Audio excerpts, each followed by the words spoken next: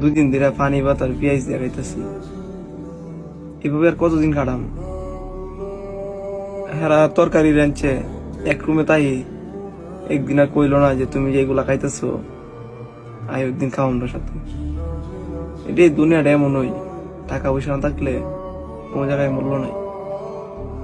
তেহি কয়া আজকে তোরা তরকারি রাঁধছে, দেখলাম মাংস রাঁধছে।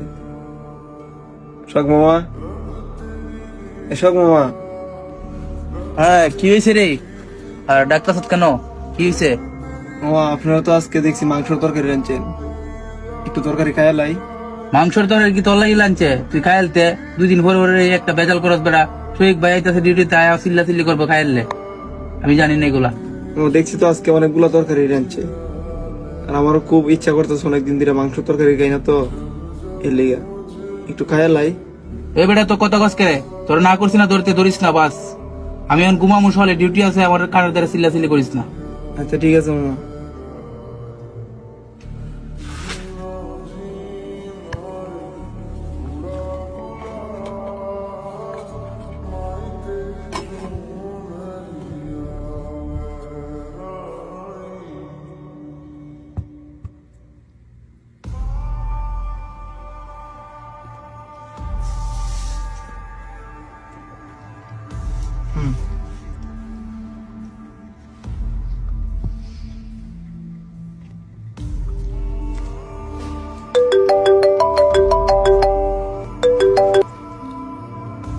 আসসালামু আলাইকুম আম্মা।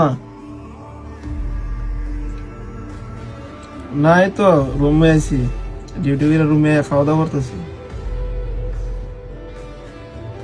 হ্যাঁ মা, বালাকানাই গাইতেছি। এগুলা চিনবা না, এগুলা বাংলাদেশে নাই, এটা হচ্ছে সৌদি আরবের ক্যাপসা। এটা সবাই খা, সকল সৌদিরা এগুলাই খা। হ্যাঁ আচ্ছা আম্মা, টেনশন করো না, আমি পরে ফোন দিব মনে। এখন ভাত খাইতেছি তো, পরে কথা কমবে। আচ্ছা।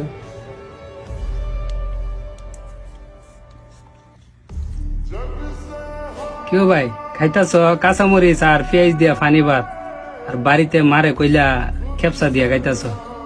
মার সাথে এত বড় মিথ্যা কথা কইলা। ভাই মিথ্যা কথা তো বলতেই হইব, যদি বলি যে পেঁয়াজ দিয়ে পান্তা ভাত খাইতেছি তাহলে আমার মা অনেক টেনশন করতো না, তার জন্য কইছে আর কি।